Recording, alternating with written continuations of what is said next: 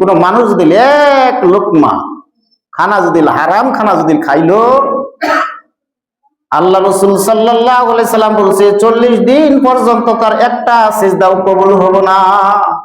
ওই জন্য একটা সিজদা 40 দিন ভর একটা সিজদাও তার কোনো কবুল হবে না। হাদিসের মধ্যে আছে আল্লাহ রাসূল সাল্লাল্লাহু আলাইহি সাল্লাম বলছে, আন্না আমি একটা কাপড় কিনলাম, সাপোজ ধরুন 100 টাকা একটা কাপড় কিনছি, 100 টাকা কাপড়ের ভিতরে আমার 90 টাকা হালাল পয়সা আর ওই 10টা টাকা ওইটার মধ্যে হারাম পয়সা আছে।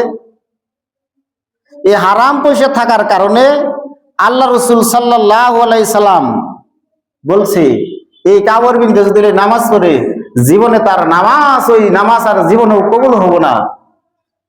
আব্দুল্লাহ বিন ওমর এই হাদিসের মধ্যে আইছে, আব্দুল্লাহ বিন ওমর যখন এই কথাটা আল্লাহ রাসূল সাল্লাল্লাহু আলাইহি সাল্লামের মুখ দিয়ে যখন এই কথাটা শুনছিল, তখন আব্দুল্লাহ বিন ওমর এরকম ভাবে কানের মধ্যে হাত দিছে, সর্বনাশ। আরে ওই জন্যই তাগর দোয়া কবুল হয়েছে। আমাদের দোয়া কবুল না হওয়ার আরেকটা কারণ হইল আমরা খানার মধ্যে বাজগিজ করি না করার কারণে ওই জন্য আমরা আল্লাহর কাছে দোয়া করি, দোয়াও আল্লাহর দরবারে কবুল হয় না। এরকম বড় মজলিসের মধ্যে আল্লাহ রাসূল সাল্লাল্লাহু আলাইহি সাল্লাম হাদিসের মধ্যে আইছে, আল্লাহ রাসূল সাল্লাল্লাহু আলাইহি সাল্লাম একদিন এলান করছে যে এই সাহাবা তোমরা একটা বস্তু জামিনদারি নাও, একটা বস্তুর তোমরা গ্যারান্টি দাও, এই তোমাদের এই পেট আধা পেট যদি তোমরা হারাম খাদ্য থাকে হারাম মালের থেকে যদি তোমরা যদি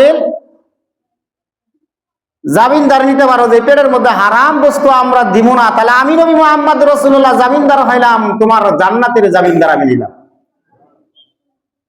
কারণ এই হারাম মালের সাথে বহুগুলো বস্তু জড়িত, মানুষ তো সব হারাম হালাল মাল খাবো, অটোমেটিক তার দিল পরিষ্কার থাকবো, মন ধ্যান ভালো থাকবো, ইবাদতের মধ্যে মন যাবো। আরে আঙ্গার জামানা তো আজকে আমরা খার উঠে যাই, রাস্তার মধ্যে খার হলে 10 মিনিটের ভিতরে আমরা 10-15